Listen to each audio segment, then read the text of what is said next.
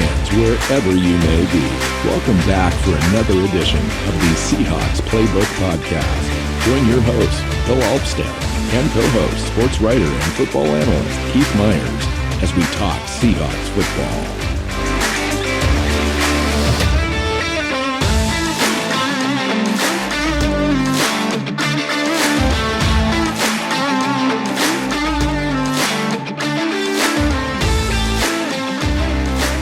Hey, Seahawks fans. Welcome back to another episode of the Seahawks Playbook podcast. I'm your host, Bill Alvstad, sitting down with co-host Keith Myers here for a live stream show, talking free agency, roster building strategy, NFL draft, prospect, reshaping of the roster, all that good stuff. I want to say right off the bat, we were originally scheduled to have Dan Viennes of the Field Goals podcast and Seahawks Forever on Twitter here as a guest, and he had some last minute rescheduling stuff and could not make it into the show. So Keith and I will carry on as always anyway. And we will get Dan on the show as soon as we can. Yeah, absolutely. Yeah, he'll be back for sure. So welcome in.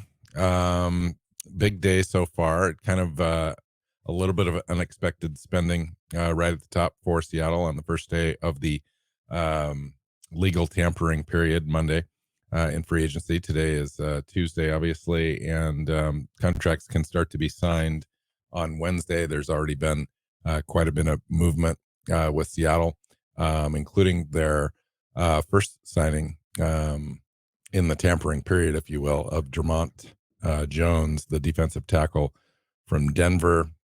It's a 3-year deal, but it's a first year $10.1 million cap hit in 2023, which is definitely favorable for Seattle, allowing them to make a whole bunch of other moves as well. And in fact, right before we pushed record, Seattle announced that they're also bringing back defensive tackle Jarron Reed on a 2-year deal, close to a $10 million total value. So lots of movement. That's a good deal. Jarron Reed was never really replaced as an interior pass rusher, a guy that could get upfield and get pressure on a quarterback from the 3-tech spot. They've kind of been looking for his replacement. Now they don't have to. Now they just have him. And then so that I like that. Plus the contract level is nice. I mean, 2 years at just under 10, so it's about $5 million per year. He was making over 10 when they let him go. Now they bring him back for half that. So that's a good fit for them. And Jones, can't say enough about that guy. He was not anyone you and I talked about, in part because I didn't think there was any chance that they were going to get him. He was just going to cost way too much. 26-year-old elite interior lineman, gets upfield as good as anybody in the NFL, lives in the backfield. And a guy that Seahawks fans, you're going to love him. You are going to love him. He is a guy that's gonna live in the backfield, mess up running plays, get to quarterbacks. That made the defense better instantly. Yeah, definitely. And this is one of the things that you want to do in free agency, that you want to set up your team as best as you can as you approach the draft. As we all know, Seattle has 10 picks in the draft, including the 5th overall pick. There's been a lot of speculation there about who that might be, as far as will it be one of the top defensive picks in the draft, either Anderson or Carter. We know that Carter has had some legal issues come up, and we just don't know what that entails. So this is kind of a hedge on that.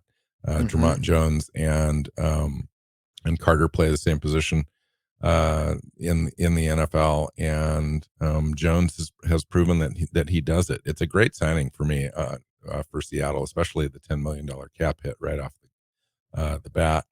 Solidifies that defense. They moved on from Shelby Harris. He was cut as well, and don't know for sure what the status would be on Poona Ford.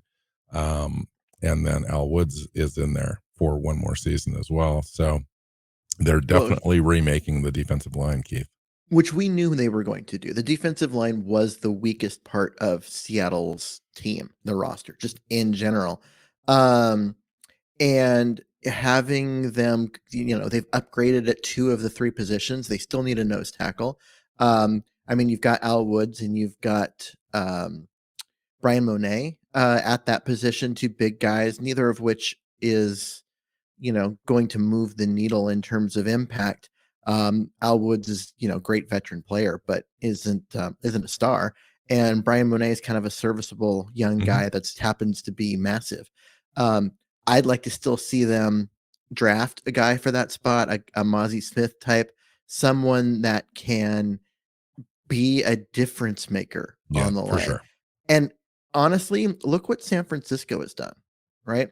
They already had Bosa, and they've added, was it Hargrave, to, Armstead's still there. That defensive line is Oh, that's now, brutal. it was already brutal. And then they added a fantastic defensive tackle into the middle of it. That team is going to be rough to play against. Yeah, I mean, absolutely, for sure. The other guy I wanted to mention too signed his exclusive rights free agent deal in Miles Adams, their defensive lineman as well. Similar skill set as the two we just signed. That'll be really interesting. I do need the Seahawks to address that Al Woods spot though. Now Al Woods is coming back and he's a fine player, but he's not the complete answer at defensive tackle at the nose position. We all know that. You mentioned Mozzie Smith in the draft. That would be ideal if he was to come on this roster, even with the existing players they've just signed, plus a couple of peripheral players, maybe an additional player out of the draft or some undrafted rookie free agents. That group alone right now, as it stands, is better than it was last year, and I think that's was needed for sure. Seattle was close to the bottom 5 in the NFL as far as stopping the run. I think that's going to be an emphasis from Pete Carroll this season, and this is a good start. Yeah, and like you were saying earlier, they still got those 5 draft picks in the top 85, and so they're going to be able to add to this. One other thing that happened with all of this is that Cody Barton left, signed a fully guaranteed 1-year contract, and is now gone. Seattle now has 0 healthy inside linebackers, which is an issue. And did you see how fast all the inside linebackers or linebackers in general in the free agency flew off the boards? It was just kind of crazy. It's like the most important position, according to what teams decided to spend their money on first out of the gate in free agency. I was just amazed at all the linebackers just went off. Bobby Wagner's still sitting out there, and maybe that's what they're thinking. And comes down to cost. It does come down to cost. Yes, absolutely. But it also comes down to need. And Seattle's in a big need situation and probably played right into what Bobby Wagner was hoping for. If he is in fact on his way back here, we don't know that for sure. But as it stands right now, I would bet 50-50 money on that because Seattle, like you said, doesn't have anybody right now really at all. Unless you count John Radigan, who they brought back on an exclusive rights deal. Or as one of our listeners just said, Nick Bellore, he's still on the roster. No. I guess we should. I mean, since this is a free agency show, I guess we should acknowledge everyone that did re-sign. So we did bring back Nick Bellore. We signed Myers, the kicker, to a new deal. Wait, you who signed else? me to a new deal? Yeah. I don't remember getting a new deal. What's up with funny. that? But they did sign Nick Bellore. They brought back Phil Haynes. Obviously, Geno Smith was the tip of the spear as far as free agents that Seattle needed to bring back and sign. They elected to move on though from Shelby Harris, and we kind of predicted that. We thought that there was a chance that there might be a restructure. Now there's a chance that they could bring him back and sign him for a lower cost deal. We'll just have to wait and see. He's probably going to get a little bit of a look out there. There might be a little bit of a market for him. Yep. Who else, Keith? So let's see. Ryan Neal has signed his restricted free agent tender, so they can still negotiate with him on a longer Yeah, they term did deal. But not sign him to a second round tender. they did not. No, they just I've got signed him to a original round tender, which puts him at about a $1.7 million lower cap hit than the exclusive rights or the second round tender. And which means that other teams could present an offer sheet if Seattle doesn't elect to match. Seattle does not get compensated, but they have a right of first refusal. Correct. With that, let's see. You mentioned John Radigan, Michael Quentin Jackson. Quentin Jefferson was cut too, by the way. Yeah, and that's not surprising. He is not a scheme fit for what Seattle wants to do. It was good to have him back. He's kind of a fun story as a guy who started here and then left and then came back. But And Gabe Jackson was gone. So both those guys, represented about $13 million worth of cap. And Shelby Harris was $9 million. So all things being equal, we have about $10 million of functional cap space right now. And that was prior to the Jaron Reed signing. So it's about $5 million in functional depending cap on space. how that deal's structured. Yeah. That deal could be, a $2-3 million initial cap hit. We'll have to see how that thing's the only other thing that I'm looking at is Michael Jackson, the cornerback. It was an exclusive right free agent, has re-signed. He was the starting cornerback for all of last year, opposite the super stud rookie, and came back for under $1 million. It's exclusive rights. They don't really have. There's not a lot of negotiation happening there. You either sign it or you don't play in the NFL. And so he'll be back for another year. Yeah, which is great news. Really, there's a ton of guys though that are still unsigned and just out there that were on Seattle's team last year that you're kind of looking at going, I wonder how many of these guys are going to come back. Well, I want to say Rashad Penny was just signed by the Philadelphia Eagles. That's true. So he's not going to be coming back. Now we're bit of a really surprise. short. Yeah, that was a little bit of a surprise, but good for him. When healthy, he could be a top back. That's always going to be an asterisk for him unless he proves otherwise. But right now, I think, you and I had talked previously about Seattle using that as just kind of a hedge, maybe in the draft. We'd still go out and probably sign somebody, but we need somebody opposite of Ken Walker to be able to carry that load. Homer's a free agent as well. Now you're looking at just Dallas and Ken Walker in the backfield signed for 2023. And so there's going to be some movement there. We talked about Austin Blythe at the center. He decided to retire. Now that is a big void as well. Poona Ford. Don't know if Poona Ford was originally going to come back or not. Pete Carroll alluded to the idea that he was out of place last year. And I still don't think that he's a great fit in our current scheme. And obviously they decided to go in a different direction with the two signings they did make. Yeah. I was just looking through the list. Travis Homer is only 25. Feels like he's been in Seattle forever. But he's only 25. I wouldn't be surprised to see him come back to give them a another familiar name, guy they know and trust at running back. But man, they need another body at running back. Or two. They need two, really. So and I expect them to draft a guy, and of course, rookie free agents, they'll probably bring in a decent look at a veteran to come in and just kind of take some snaps as well, if not only for training camp. I was trying to find the running back list. So guy like David Montgomery's out there. That would be a great fit for Seattle, as a guy that can kind of take it through the in between the tackles. Kareem Hunt. That's about it. I mean, everyone else kind of scooped up yet. There's some underlying names. Miles Sanders, of course, the guy that Penny was signed to replace in Philadelphia. Jamal Williams hasn't been re-signed yet. Yeah, Ronald Jones is a possibility. God, there's a lot of guys that just aren't between the tackles runners, though. And somehow Kenyon Drake is still in the NFL. That's interesting. Devin Singletary maybe is a guy to look at.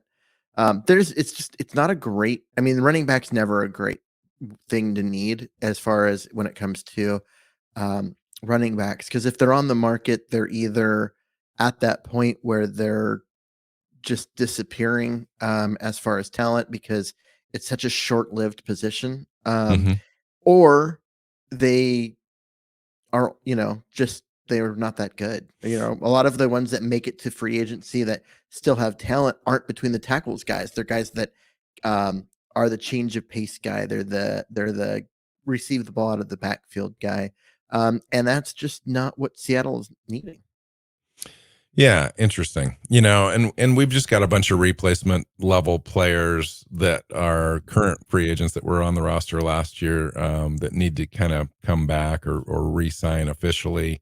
I'm talking about guys like Drew Lock, backup quarterback on the roster. It'll be interesting for me to sort of mark it out there. He's a young guy, big arm, never really had a chance, didn't have a chance in Seattle to show what he had because, of course, Geno Smith stepped up in a big way and played every snap that the Seahawks had in 2022. So that's an interesting name for me to see if anybody is interested in him. LJ Collier, don't think that he's going to be back. I think he just ran out of opportunities here in Seattle, only played 12% of the snaps last year. Artie Burns at corner, I think we can do better there. He didn't see any snaps in Seattle's defense. Marquise Goodwin, third wide receiver, still out there on the market. He would be a value sign. I think Seattle goes, a few weeks into free agency before they address that type of a situation. What about the fact that both of the team's long snappers are unsigned?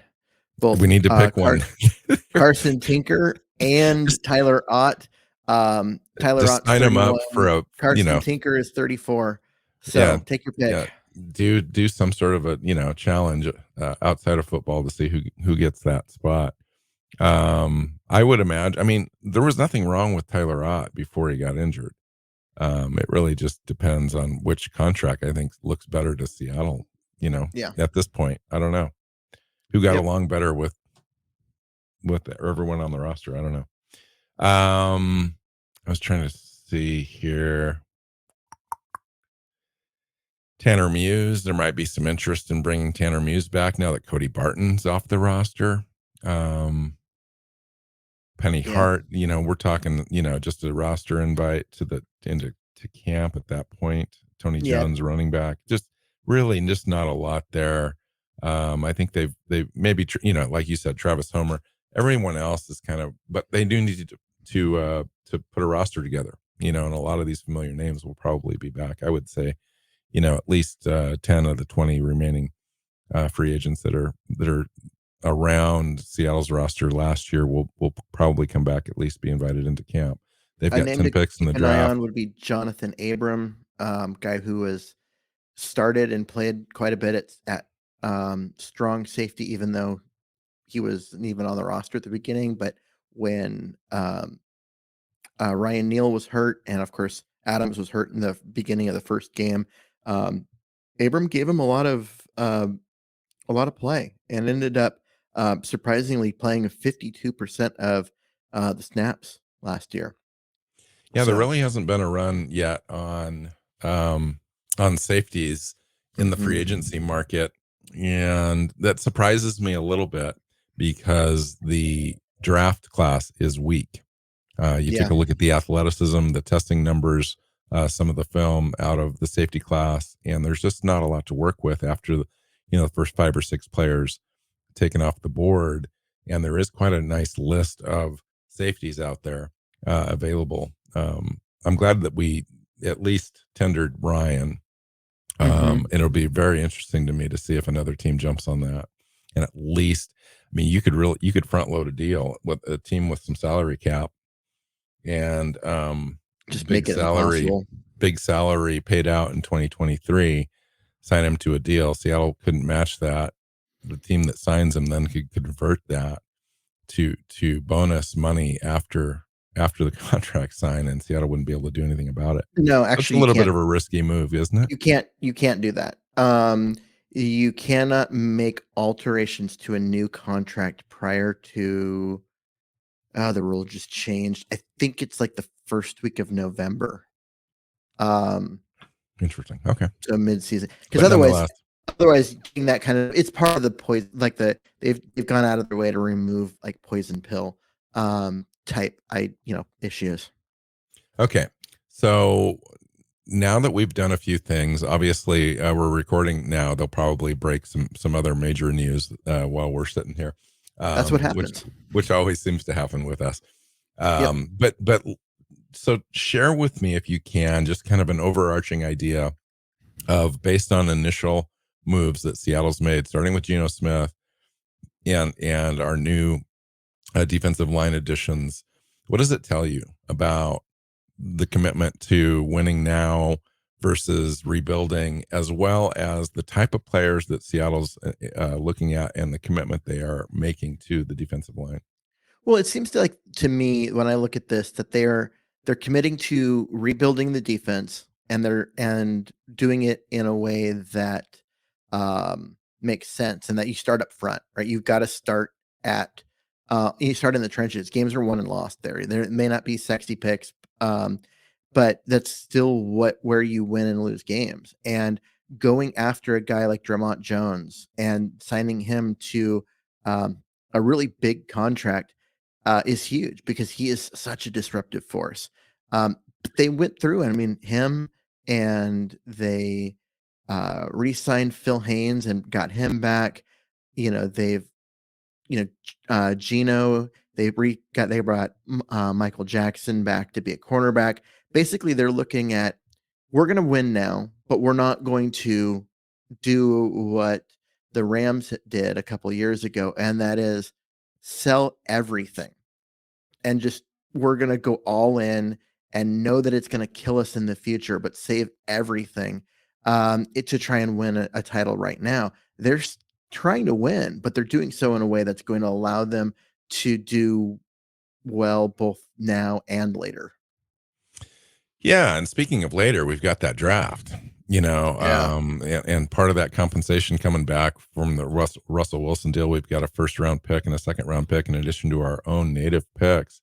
You mentioned it earlier, 5 picks in the top 85, with a chance by moving down a couple spots with either one of those to pick up additional ammunition. They have to be careful. They've got 10 picks. You don't want to have too many picks coming in, or you're not going to make the roster, or it would be difficult, plus the cap implications as well. So they may look for additional ammunition in the 2024 draft as well. Yeah, interesting. So a couple of things I wanted to talk about that we haven't had a chance to talk about on the show yet. I wanted to kind of get your feedback on. They announced today that Roy Anderson was that secondary coach hired into the team that was to replace Sean Desai.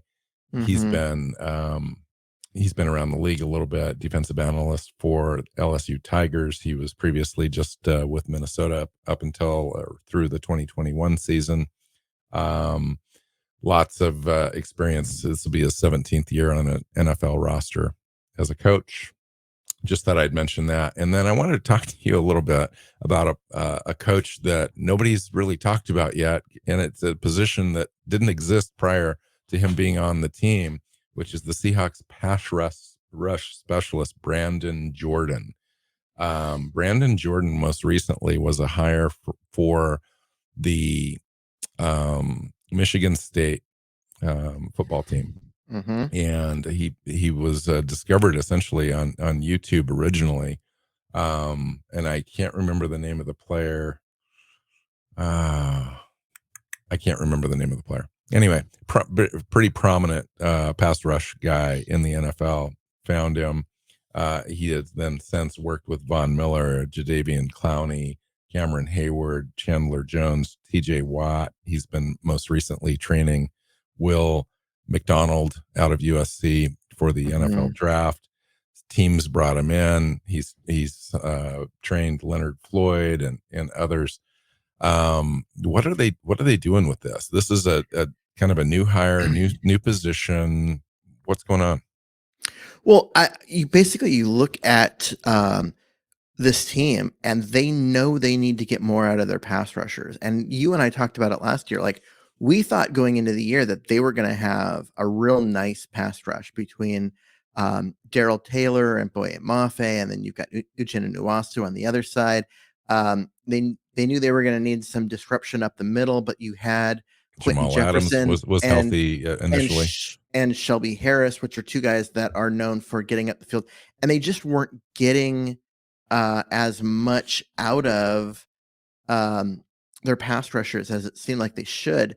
So they were like, okay, well, what are we doing wrong? And so they went out and found someone who that's what their specialty is. They're a guy that has coached individual players and has worked with guys and helped develop individuals into being really fantastic players and pass rushers, and said, okay, we're going to bring this guy in, and he's going to work with our pass rushers, and he's going to help us be more productive so that our pass rush win rates are higher, our pressure rates are higher, our sack rates are higher. And they know they needed help. And what they were doing, what they've been teaching, it just hasn't been translating on the field. So they're like, okay, let's go find a new guy. That's new ideas. And yeah, like you said, a guy that how long ago was he was nothing more than a a YouTube guy that talked about things as short as 2020. He was just out there kind of doing this on his own. He started his own, if well, and I guess his teaching methods are unorthodox, but not completely out of the box. It just makes more sense to a lot of the guys. It translates those drills that he has them running translate more to on field production, and developed quite a little reputation for himself. So much so that he was hired into Michigan State, and after 1 year at Michigan State, he was hired into the NFL. I mean, talk about a rising star. That's kind of crazy. He's just a really good teacher, is basically what it comes out to be. Is that he's not revolutionizing the position or what people do. He's not teaching them things that nobody else does. He's just a really good teacher, and really good at taking basics and putting them in drills in a way that they actually show up on the field when you start watching tape. It's really similar to what we saw from Chris Richard when he first came to Seattle as secondary coach. First as a assistant secondary coach, and then secondary coach. Just a really good teacher of things, and it shows up on the field, and a lot of people make improvements. So you got a guy that's really good at teaching, and that's what Seattle's looking for. They've got athletes, they've got guys, but they need to get more out of them. What do? You bring in someone who's good at teaching. Absolutely. So I want to mention a couple of the different things in the rumor mill. I've heard through Bob Condata that the team is purportedly working on a multi-year deal for Ryan Neal, and that's where they're at with that. They'd like to get him signed. Reportedly, quote unquote, he's not going anywhere. Yeah. And then also from Bob Condata saying that the Cowboys, which are one of the teams associated with bringing Bobby Wagner in, potentially have bowed out of that just because they've spent too much money in free agency and can no longer afford him. So there's that. But interesting. There's an interesting rumor that I think maybe we should discuss, that at one point Seattle was in talks with the Jets about trading the 5th overall pick for Sauce Gardner to be the guy opposite. My brain just blanked. Their all-world cornerback that they drafted last year in the 5th round. Tariq Woolen. And Woolen, there we go. God, why having issues here?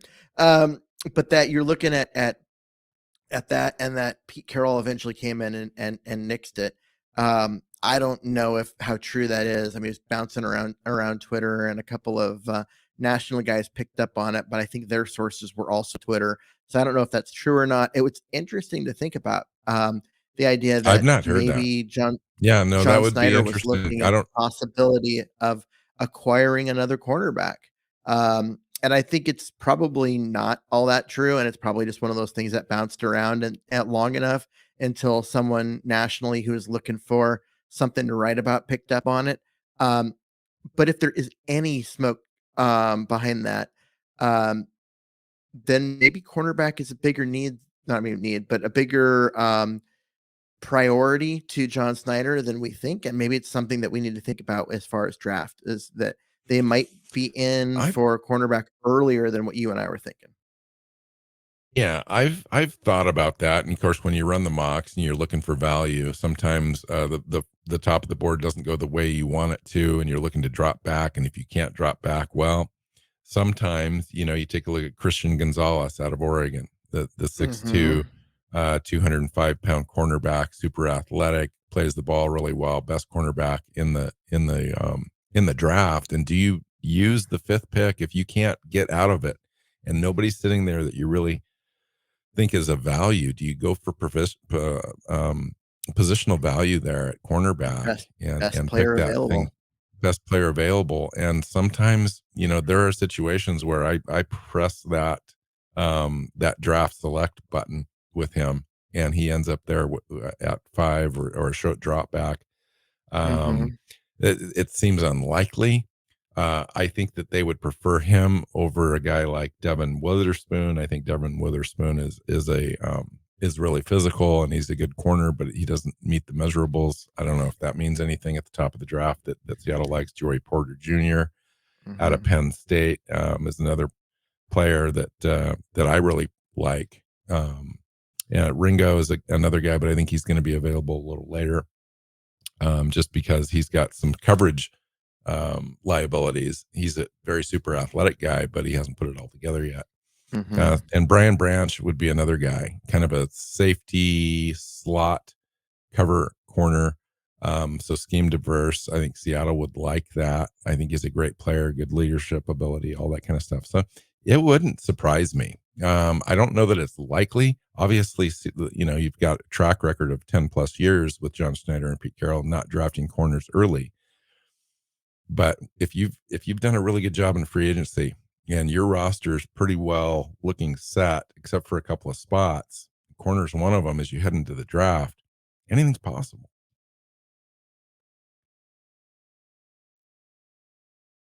You're on mute, Keith. Of course I am, because I wouldn't. It wouldn't be.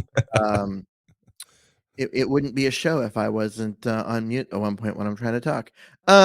So if we're looking at all of this, uh, free agency has just gone crazy. Have there been any contracts so far that you're just like, wow, I did not see that coming? Yeah, interesting. I mean, you can take a look at some of the franchise tag things like Josh Jacobs and Saquon Barkley, and Tony Pollard in the running back group. It's not very often you see running backs tagged, because that franchise tag is $10 million, $10+ million. So those things kind of hit you. Um, I'm surprised that Lamar Jackson is franchised, but he also tweeted today that he has been reportedly offered a deal where he's got $200 million fully guaranteed in a deal in just a 3-year deal, which Hmm. would be crazy money. I mean, $65-70 million a year, if that would be true. I was saying Um, I would have already signed that. Uh, I know, right? The big deals. Let me look around just for a second here. Yeah, the Mike McGlinchey Denver Broncos deal, the right tackle out of from the 49ers signed a $87.5 million 5-year deal to yeah. be the Denver Broncos tackle. Um, Juwan Taylor also signed with the Kansas City Chiefs, 4 years, 80 million. I mean, holy cow, right? Let me Hmm. see. Oh, Ethan Posick signed a 3-year deal for 18 million, which he was apparently one of the um, premier centers available in free agency, believe it or not. Garrett Bradbury, that we often thought would be possibly available out there for Seattle. as we need a center. Re-signed with the Minnesota Vikings, 3 years, $15 million. Mhm. Let me see if there's how about that Hargrave signing with the 49ers, 4 years, $80 million. Keith, is that God. worth it? And what does Um, it do for them? I mean, you'd mentioned it earlier when you got Armstead there and Bosa and now Hargrave. I mean, what do you do against that line? I mean, for them, I wonder about diminishing returns because you've already got so much talent on that line. Their was not a weakness; it was already a massive strength. And okay, you're building on that strength, but where they need help defensively is on the back end. They need safeties, they need corners, and spending $20 million or $21 million a year on a 30-year-old defensive lineman. I don't know if that was the best move for them. Um, so that one was definitely I'll tell a you the little bit most confusing. outrageous contract for me, and a super good player. It's a great player, but it's a super outrageous contract for me. Tremaine Edmonds, the Chicago Bears, 4 years, $72 million. That's a linebacker, folks. Not just a linebacker. That's not a rush linebacker. That's a middle linebacker making $72 million. That's a big chunk of change. What gets me about that is that you have the same team that just traded away Roshan Smith and because they didn't want to pay him. And then they come back in and sign Mm-hmm. Tremaine Williams for what it was more. I mean, granted, Right. okay, he's 25, he's a young player, he's great. But Roquan Smith is also a great player, and he was on their roster, willing to sign a deal, and they didn't want him. So that's odd to me. That's interesting. So, what do you think of the quarterback situation for the Jets? Are they going to end up getting their guy, or are they going to is it, or are they just going to be kind of mindlessly in the wilderness this off season? Well, it's the Jets, so all money should be on that they're gonna end up screwing this up somehow and ending up quarterbackless and then trying desperately to get, And we're someone and talking about signing a Aaron Rodgers, by the way, person. Yeah, uh, but it who's also looks also like demanded that they sign like 3 or 4 of his receiving targets, and they've actually gone out and signed the first one. Alan Lazard. Yeah, Um, and so it and looks there's a like few to go, including the Odell Beckham Jr. too. the, um the Jets seem willing to do what they need to do to get Rodgers, and honestly, that defense is good. The offense, the whole team is young and talented and hungry, but they had nothing at quarterback last year. I mean, they just got nothing out of the position, and now you got a chance to get a guy that has played really well despite having not a lot around him and all of that. I mean, he didn't win it last year, but the 2 previous years he was MVP. And, um, yeah, he's 39. I get that, but he doesn't look like he's slowing down quite yet. And so if they can get him, then they become a contender instantly because the rest of that team is good. Uh, the problem And that well they were gonna coached. yeah, the problem that they're gonna run into is that if they go through and do a bunch of this stuff, and then he changes his mind and is like, "Yeah, never mind, I'm going back to Green Bay." Now they're stuck. They don't have a quarterback, and they just signed a bunch of guys they probably don't want, if they can't get their quarterback. No. And what do they do? And Nathaniel Hackett at offensive coordinator is still left wondering Yeah. what the heck is wrong with him, because he Mhm. might be might be the factor in 2 teams. Okay, so I want to get back to the Seahawks a little bit. It seems like the way that we've kind of projected the offseason so far has kind of come true. Mhm. We talked about Geno Smith coming back. We talked about them possibly moving on from Shelby Harris and Gabe Jackson, some of the cap casualty type stuff, Quentin Jefferson to generate a little bit more cap. All of those Mhm. things have happened. And I just kind of want to see if you think that we need to do more. Uchenna Nwasu, do we need to restructure that? Do we need to restructure Al Woods or potentially cut Al Woods or Brian Monet to generate more ability to go even further in free agency? Or do you think that we've done most of the work now, even though free agency doesn't technically start until tomorrow, and we have now shift our focus towards the draft? Well, I think they're mostly going to shift their focus towards the draft. The Seahawks typically sit out the first chunk of free agency and wait it out and then pick up some guys along the way that are, um, a little cheaper and that kind of stuff. But um, if you start looking down the list, they need a center. They absolutely need a center. And I can't And imagine them. linebackers. Absolutely true. That's true as well.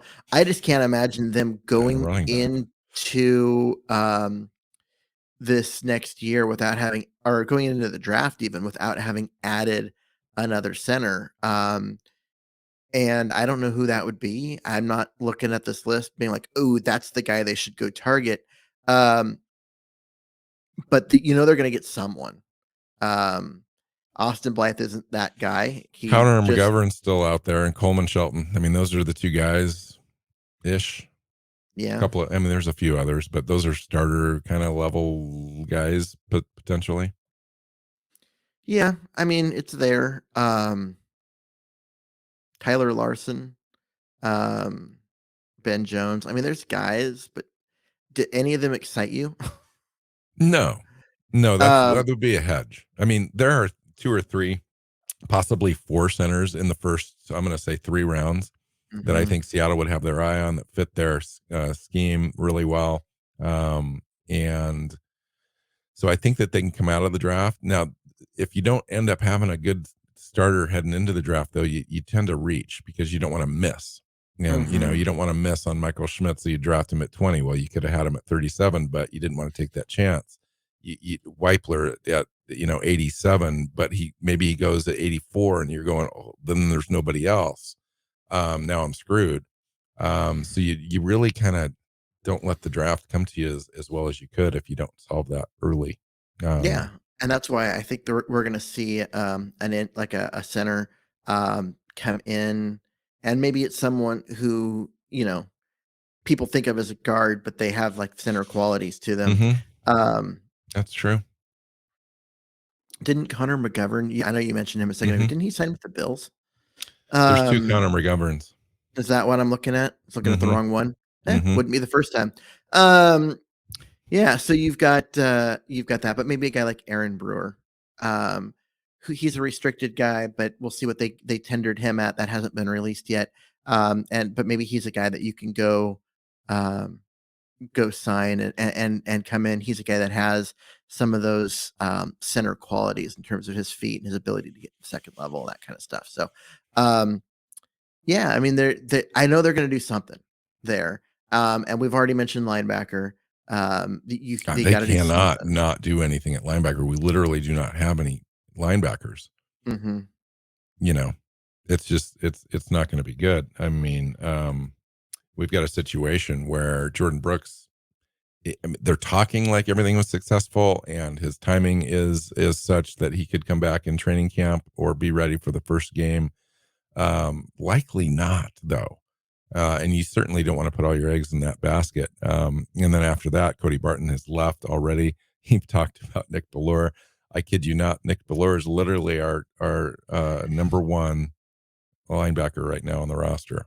Yeah, he's the number 1 linebacker. It's him and John Radigan are the only 2 inside linebackers listed on the roster. And so you kind of you can kind of look through some guys and see, oh, Levante David's there. That would be great. Except for you're not signing. If you're going to sign him and pay what he needs, go bring Bobby Wagner back, right? But there's some other guys out there. Maybe David Long, Drew Tranquil, possibility, Jalen Smith, Drew Tranquil, Anthony Barr, Rashawn Evans. So there's some guys. Quan Alexander is another one. Yeah. I mean, none of these guys are like move the needle. Like, ooh, there's a Pro Bowler, but they're guys that could replace Cody Barton. And so I wouldn't be surprised to see them go do that. Like those are the two positions, center and inside linebacker, that I expect them still to go get maybe another wide receiver. But again, you've got two starters at wide receiver. You're looking for or a running back. bargain, bargain third, fourth wide receiver types. And you're not spending a whole lot on that. Maybe Paris Campbell, Drew Tranquil, maybe. I don't know. There's just Right. these are right. We're The not list is talking not big exciting. name That's guys. why I think Bobby Wagner comes back for like a $10 million deal. But we'll see what happens there. I Mhm. mean, but that would be the best case scenario for Seattle. You get Bobby Wagner back, then Jordan Brooks comes back. You can ease him in, Jonathan Radigan. Obviously, you have a guy that you get in the draft that's mostly pro ready, that can come in right away. Just like Jordan Brooks played right away when he came in. Bobby Wagner Mhm. played right away when he was drafted. You can do that at the linebacker spot if you choose correctly. So I don't think it's a panic situation, obviously, but it will be addressed, I believe. And it Yeah, always is. By the we'll time we get to the we'll still draft, get darn somebody. near everything is addressed already, usually with John Snyder. And I feel comfortable that we'll get there. So how does this change, or does this change for you at all, the top of the draft, what we've done at the defensive line? Now, we talked about drafting defense first. If we Mhm. didn't get a franchise guy that at quarterback that was there, we've signed Geno Smith. The urgency isn't quite what it was. What about Jalen Carter and Will Anderson, Keith? Well, I mean, if Will Anderson's there, you take him. Jalen Carter, it comes down to his legal stuff and what you think about that, and how you feel about the fact that he left the scene when someone had died. This isn't like a victimless crime here. And like what happens and how all of that goes. So we'll see kind of how that shakes out in the next, 5 weeks before the draft. But um, I have a hard time thinking that Will Anderson's going to be there unless Arizona trades out Yes. and of that spot, and then 4 quarterbacks go in Yep. the first 4 picks. Will And Anderson Las looks. Vegas, made a move in signing Garoppolo, so their Mhm. urgency to move up into that third spot to Yeah. So trade with the Cardinals is not so urgent. yeah, the only team thinking that may move up now would be Atlanta, and we'll see what they do, or whether they choose to sit and wait and see if that happens. They may move up with Seattle to get a guy if they want a guy like Anthony Richardson, and Seattle's like, no, we're not taking him that early. That's too much risk for us. They may let the Falcons come up and take him and get a bunch of picks for it. I could see that happening as well. I really think that what we've seen so far in the last week between the Bears trading out of the first spot and then Seattle getting its defensive line kind of figured out is Seattle moving down. Yes, It's feeling more and more like Seattle's going to move down, they do get need a some trade extra partner to picks. do that. You Yep. mentioned one, but there's not many. There's not a lot. And so the Falcons are probably the best one. But then if you look at other way, it might be it's all about who are they going who's going to trade with them and who are they coming up to get, because you've got a guy like our team like New Orleans at 10, and Chicago is at 9, but they moved down. They're not going to move back up and give up anything for it. So you're really kind of looking at, okay, maybe Vegas wants to jump in front of the Rams to get a I mean, defensive lineman, or potentially Detroit, right behind us at 6. Potentially the Tennessee Titans, mhm, currently at pick number 11. That's about as far as you would want to move back if you were Seattle. But you could get probably a second and a third round pick, and potentially a 2024 fourth round pick to make that move. That could be enticing for Seattle, knowing that you're going to have equal value on the board there, at a number of different positions. You're going to miss out on those premier guys on the defensive line, but if you've already addressed that in free agency where you're comfortable, maybe you drop back and you grab a corner or a premier wide receiver in this draft, or the first offensive guard off the board, or what have you. yeah. And when you've got 2 first round picks, you have an opportunity to be like, okay, well, we can move.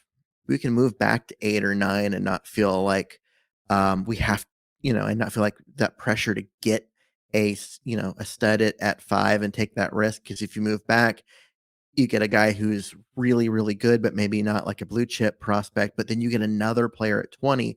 And over the Yes. course of those 2 players, you still know you're making a massive impact and you're getting another player either next year or down the road. So overall, it ends up being a kind of a good situation to sit in. It kind of comes down to what we see at quarterback and what happens between now and the draft in terms of Jalen Carter's situation. And, if Indy signs a quarterback, then maybe, okay, now you're looking at Seattle maybe getting back in the quarterback game type of situation. I mean, you've got some guys out there that, might show some interest and we'll see what happens. But right now it kind of looks like, if Seattle can move back, I think they'll take it. Yeah, interesting conversations over the next several weeks. Absolutely, for sure. I want to mention something right off the bat here before we head out is that Dan Viennes was scheduled to come in and be a guest on the show. He had to back out last minute for some scheduling stuff, and he will return at a future time. So I apologize for those wishing to have him and his insights on the show. Just wasn't made to happen today. Anything else before we head out? Of course, we've probably missed a couple of signings. I've been trying to check, but it's bound to happen. No, I mean, there's been so much that's happened in this last 3 days, not even last week. It's we can't talk about all that. At some point, you and I need to have a show where we just looked at the rest of the NFC West, because what the Rams have had to do because of their cap situation is absolutely crazy. Yeah, And yeah, I want to get your opinion on how bad you think they might be after having to gut it's that gonna be entire bad. roster. No, it's gonna be bad. They're cellar dwellers for sure. And Arizona, of course, is going to rebuild completely. It wouldn't surprise me if Kyler Murray was secretly on the trade block. I know that they're unhappy with him. They're unhappy with his maturity level in that organization. Players have actually come out and said that. Current rostered players, and so it's not good there either. Seattle's well positioned, I believe, not only currently the way they're managing their roster and building it and having a bridge wherever they're going to go in the next 3 or 4 years. Uh, uh,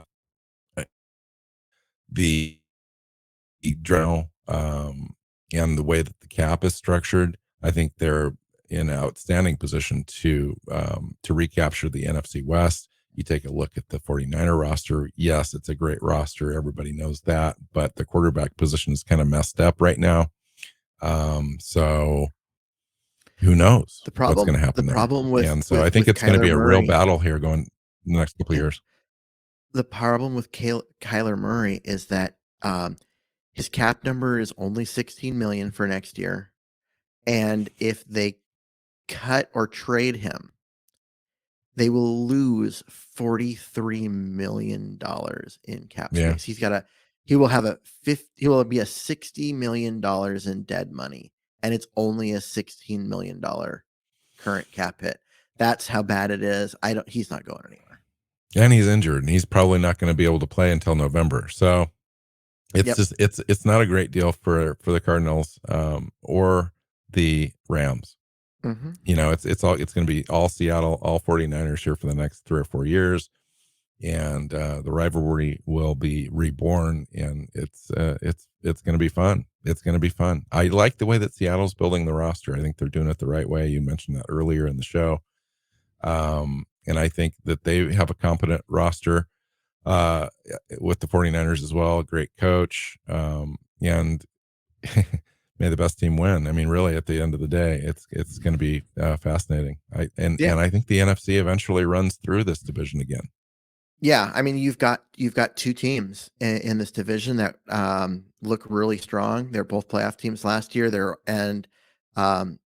49ers have to figure out quarterback, but the rest of that roster looks really good. And Seattle is early in a rebuild and already made the playoffs and looks like they're just going to be significantly better next year. So it's going to be a fun division with those two teams. There's also going to be, it looks like 4 free wins for each of them, which will help whichever team wins the division also, get some home field advantage against the rest of the division. So it'll be interesting. Yeah, fun stuff. All right, let's get out of here for today. We're going to be back on early next week and finish out our prospect look in the draft. We just came out with a new show this morning with safeties. Our last show is looking at the cornerback group in this draft, and then we'll go from there. And in our run up to the NFL draft, which is just going to be fantastic. It's a good time to be a Seahawks fan for sure. Yeah, it is. All right. Follow Keith on Twitter at Myers NFL. You can find me at WC Hawk is at Hawks. You can find us on your favorite podcast platform. Virtually every single one of them. Just look up Seahawks Playbook Podcast. When you get there, make sure you hit that subscribe button. YouTube as well. Need subscribers there. And share it if you could. That would be great. Great. So until next time. Go Hawks. Seahawks Playbook Podcast listeners, thanks for joining us for another edition of the show. You can find us on Twitter. Bill is at NWChawk, Keith is at Myers NFL, and the show is at Hawks Playbook. You can listen and subscribe to the show at SeahawksPlaybook.com.